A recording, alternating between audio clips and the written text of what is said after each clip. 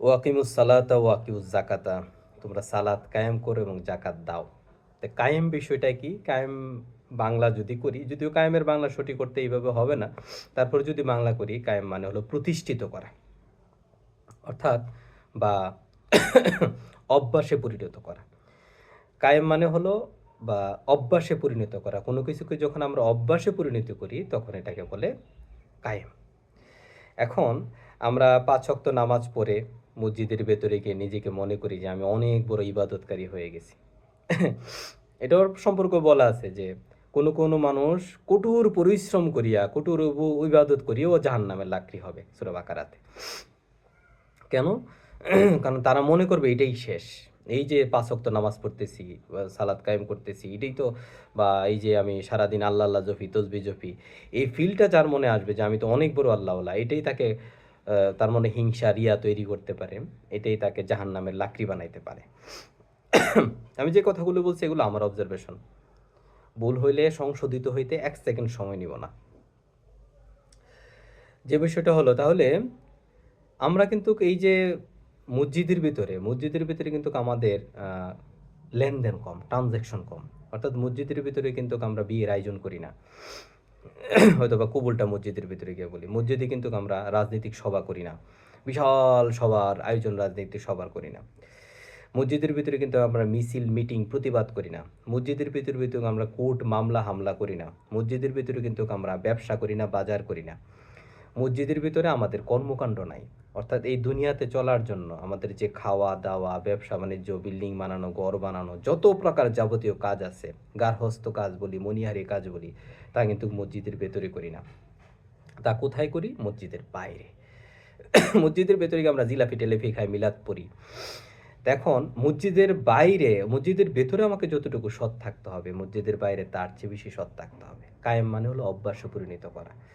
মানে এই যে আমি কথা বলতেছি, আমার চিন্তাটাকে ফ্রেশ রাখতে হবে। কেন? কারণ চিন্তাটা একটু পরে শব্দে পরিণত হবে। আমার শব্দটাকে ফ্রেশ রাখতে হবে, কারণ শব্দটা একটু পরে কি পরিণত হবে? শব্দটা একটু পরে আ বাক্যে পরিণত হবে। বাক্যটাকে ফ্রেশ রাখতে হবে, কারণ একটু পরে তা কাজে পরিণত হবে। কাজটাকে ফ্রেশ রাখতে হবে, কারণ একটু পরে তা অভ্যাসে পরিণত হবে। আর অভ্যাসটা যা, আমি মূলত কিন্তু তাই।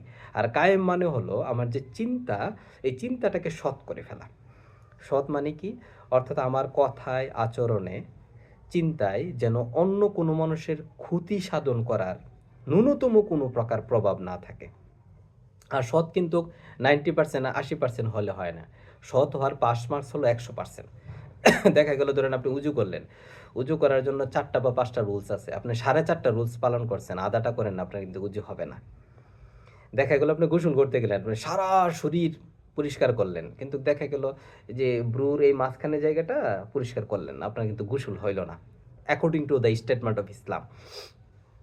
অথবা অনেকে এই কথাও বলে থাকেন যারা চুলের মধ্যে ব্যবহার করে, কি যে বলে কালো কলপ-টলপ ব্যবহার করে, তখন কিন্তু এই কেমিক্যালের কারণে চুলগুলোতে পানি যায় না। অনেকে বলে থাকে এই যে চুলগুলোতে পানি যায় না, ইসলামী স্টেটমেন্ট অনুযায়ী এটা গোসল হয় না। এটা আমি জানি না, মুফতিরা ভালো জানবেন। এখন তাহলে আমার যে কথা, সালাত হলো মসজিদের ভেতরে আমরা যতটুকু না করি তার চেয়ে বেশি হলো বাইরে। আরও যদি বলি আমরা বাইরে যতটুকু করি তার চেয়ে হলো ভেতরে। কোথায়? আমার চিন্তার ভেতরে। আমার চিন্তাটাকে খুব অনেস্ট রাখতে হবে, শার্পলি অনেস্ট রাখতে হবে। আমার চিন্তা দ্বারা যেন কারো ক্ষতি না হয়।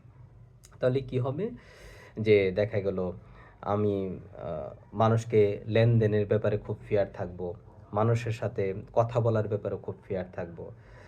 আমাদের এই সময়ের যে একটা বড় ডিজাস্টার হয়েছে, ডিজাস্টার হলো আমরা প্রত্যেকের পেছনে গিয়ে গীবত বলি। গীবতটা মানে কি? গীবত মানে হলো যে কোনো সত্য কথা কিন্তু ওই মানুষটা শুনলে কষ্ট পাবে। যেমন একটা মানুষ ধরেন খাটো, দেখতে সে শর্ট। আপনি বললেন যে, "এই শর্ট মহিলাটা তো প্রায় এখানে আসে।" সে যদি এই শর্ট শব্দটা শুনে, সে শুনলে কষ্ট পাবে। তাহলে এই যে কষ্ট পাবে এটাও গীবত। আপনি ধরেন বললেন যে, "এই যে একটা বিশ্রী মহিলা আসে না প্রতিদিন এসে এখানে কথা বলে, বা বিশ্রী পুরুষ আসে না এসে প্রতিদিন কথা বলে?" এই যে বিশ্রী শব্দটা ব্যবহার করছেন, সে যদি শুনে সে কষ্ট পাবে। এইটাও গীবত। আর যদি সে বিশ্রী না হয়ে থাকে, আপনি হিংসাত্মক কারণে তাকে বিশ্রী বলে থাকেন, এটা হলো অপবাদ। তাহলে বিশ্রীর ব্যাপারে গীবতের ব্যাপারে কি বলছে? আল গিবাতু আসাদ্দু মিন জিনা। গীবত করা জিনা করার চেয়েও খারাপ। তাহলে জিনা করার শাস্তি কি ইসলামে? জিনা করার শাস্তি হলো ইসলামে তাকে অনেক প্রকার থাকতে হবে, একটু উঠানামা আছে, তারপরে যেটা আছে তাকে দুররা মেরে মেরে ফেলা। তাকে যদি প্রমাণিত হয় তাকে দুররা করে মেরে ফেলা। তাহলে বিষয়টা কি? বিষয়টা তো খুবই বাজে। আল গিবাতু আসাদ্দু মিন উতলি, গীবত করা হত্যা করার চেয়েও জঘন্য। যে একটা মানুষকে হত্যা করলো সেই জন্য সমস্ত মানব জাতিকে হত্যা করলো। তো এখন এই যে আমরা ছোটকালে পড়ছিলাম যে গীবত করা মানে হলো মরা ভাইয়ের গুস্ত খাওয়ার মতো, ছোটকালে ইসলাম বইতে পড়ছিলাম। তাহলে গীবতের মধ্য দিয়ে কি হয়? সমাজের মধ্যে এক ধরনের অরাজকতা তৈরি হয়, সমাজের মধ্যে বিশৃঙ্খলা তৈরি হয়, সমাজের মধ্যে ট্রাস্ট ওর যে সিস্টেম এটা ভেঙে যায়, অর্থাৎ পজিটিভ এনার্জিগুলো ধীরে ধীরে নেগেটিভ এনার্জিতে রূপান্তর হয়। তাহলে গীবত করলে কঠিন শাস্তির কথা এই জায়গাতে আছে। তাহলে গীবত করলে যদি এ শাস্তি থাকে, তাহলে অপবাদ পড়লে কি হবে? অপবাদ দিলে ভয়ঙ্কর পরিণত হবে, ভয়ঙ্কর। কাউকে অপবাদ দিতে নাই, অপবাদ দিলে খুব ভয়ঙ্কর পরিণত হয়। তাহলে আমরা ভাবি যে ভয়ঙ্কর পরিণতি পরকালই হবে না। এই যে ট্রাফিকে পড়ে থাকি দিনের পর দিন, এটাও ভয়ঙ্কর। এই যে আমরা অসুস্থ হইলে দেখা যায় যে হাসপাতালে গিয়ে ভালো ব্যবস্থা পায় না, এটাও ভয়ঙ্কর পরিণতি, এটাও দুজকের শাস্তি ভোগ করার মতোই। আরও অনেক বিষয় আছে, আমাদের সংসার, পারিবারিক জীবন, অনেক বিষয় আমরা দুজকে থাকি, এগুলো আমরাই ডাইকে আনছি, আমাদেরই শাস্তির ফল। কিন্তু আমাদেরকে একটা বিষয় মাথায় রাখতে হবে যে বিশেষ করে যে আমাদের কথায়, আচরণে, চিন্তায় যদি অন্য কোনো মানুষের ক্ষতি না হয়, অন্য কোনো প্রাণীর ক্ষতি না হয়, এটাই সালাত। আর ৫ ওয়াক্ত যে সালাত, এটা হলো সিস্টেমেটিক সালাত। এই সিস্টেমেটিক সালাতটা আমাদেরকে বলতেছে ইন্না সালাতা তানহা আনিল ফাহশাই ওয়াল মুনকার। এটা সেই সালাত যেটা তোমাদের বাইরে যখন তোমরা যাবা, যত প্রকার অসৎ কাজ আছে, বাজে কাজ আছে, এই সমস্ত কাজ থেকে এই সালাতটা তোমাদেরকে রেহাই দিবে, রক্ষা করবে, তোমাদেরকে হেফাজত রাখবে, অর্থাৎ তোমরা কোনো অন্যায় কাজ করবে না। পাপের বাংলা কিন্তু নিষিদ্ধ না, পাপের বাংলা হলো ক্ষতিকর। পুণ্যের বাংলা কিন্তু বৈধ না, পুণ্যের বাংলা হলো উপকারী। অর্থাৎ ইসলাম যে স্টেটমেন্টগুলো দিয়ে গেছে, এই স্টেটমেন্টগুলো গবেষণা করলে দেখা যাবে যেটা উপকারের জন্য বলছে। কিন্তু আমরা তো সবসময় নিজ স্বার্থ মানুষ, নিজের স্বার্থের বাইরে, নিজের উপকারের বাইরে, নিজের বুক বিলাসের বাইরে কোনো কিছু করতে চায় না। একটা স্টেটমেন্ট বা মানলে যে আমাদের সবার উপকার হবে। সব ধর্মের মধ্যে কিছু সৌন্দর্যের দিক আছে, সৌন্দর্যের দিকগুলো যদি আমরা মানি, সমাজ যে সুন্দর হয়ে যাবে, আমরা কিন্তু এটা মানতে নাই, আমরা এটাকে পলিটিক্যাল করে তুলি যে এটা এটা এটা এটা এটা পলিটিক্যাল করে করে বহু প্রকার ইন্টারাপ্ট, তারপরে ডিসরাপ্ট, অ্যাব্রাপ্ট মূলক ডিসকাশন সমাজের সামনে উপস্থাপন করি। তাহলে আমাদেরকে প্রভুর গুণে গুণান্বিত হতে হবে। আল্লাহ আসমাউল হোসনা ফাদুয়া বিহা, আমার অনেক সুন্দর সুন্দর নাম আছে, আমার ইসিম আছে অনেক, তোমরা এই ইসিমের গুণে গুণান্বিত হও। গুণান্বিত হলে কি হবে? ফাদু খুলুবি বা দাদু খুলুবি জান্নাত, তোমাদেরকে জান্নাত দেওয়া হবে। জান্নাত মানে কি? তুমি একটা ইউনিভার্সাল পিসের মধ্যে চলে যাবে, শান্তির মধ্যে চলে যাবে।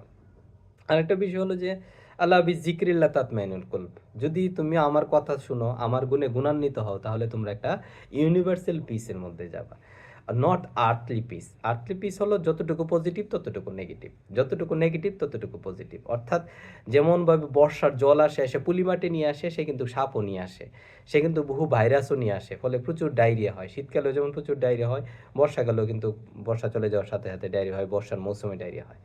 তাহলে এই আর্থলি ফাংশনগুলোর ব্যাপার হলো আপনাকে যতটুকু সে শান্তি দিবে ততটুকু অশান্তি দিবে।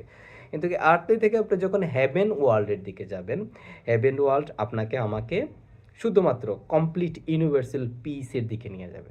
তো কমপ্লিট ইউনিভার্সাল পিসের দিকে যেতে গেলে কী হতে হবে? আমাদের মধ্যে সালাদ কায়েম করতে হবে, প্রভুর স্মরণ কায়েম করতে হবে, প্রভুর যে গুণগুলো আছে এই গুণগুলো আমাদের মধ্যে ইম্পোজ করতে হবে, ধীরে ধীরে স্থাপন করতে হবে। কোনো প্রাণী, কোনো মানুষের ক্ষতির চিন্তা করা যাবে না।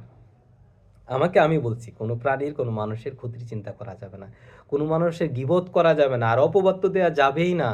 অপবাদ দিলে চেহারার জ্যোতি কমে যায়, অপবাদ দিলে আয়ু কমে যায়, অপবাদ দিলে নিজের যে শান্তিপূর্ণ জীবন এটা কমে যায়, ব্রেইন যে পজিটিভ চিন্তা করার ক্ষমতা, এই ক্ষমতাটুকু কমে যায় গীবত করলে, অপবাদ করলে। কারণ আমাদের ব্রেন ওই জিনিসটা নিয়েই থাকতে পছন্দ করে, যে জিনিসটা আমরা চিন্তা করি। এখন আমরা যদি সারাদিন ফুলের চিন্তা করি, তাহলে দেখা যাবে যে চমৎকারভাবে ফুলের চিন্তাটা আমাদের ব্রেন ফাংশন করতেছে।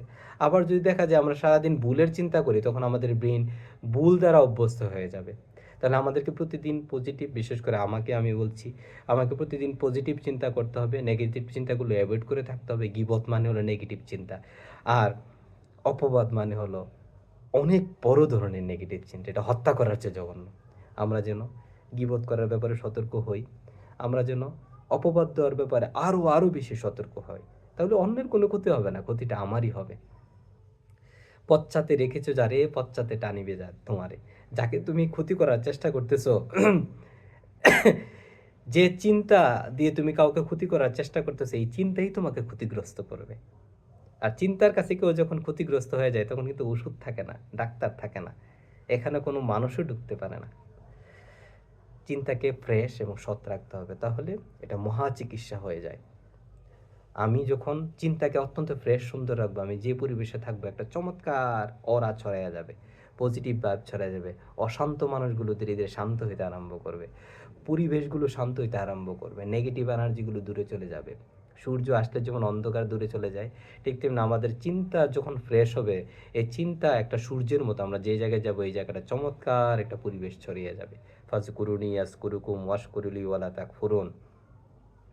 প্রভু বলছে আমাকে তুমি স্মরণ করো, আমি তোমাকে স্মরণ করবো। আমরা যেন, প্রভু হলো সমস্ত পজিটিভের পাওয়ার হাউস, আমরা যদি পজিটিভের পাওয়ার হাউস হয়ে উঠতে পারি, তাহলেই এই সমাজ, এই বাস্তবতা আরও আরও সুন্দর হয়ে উঠবে।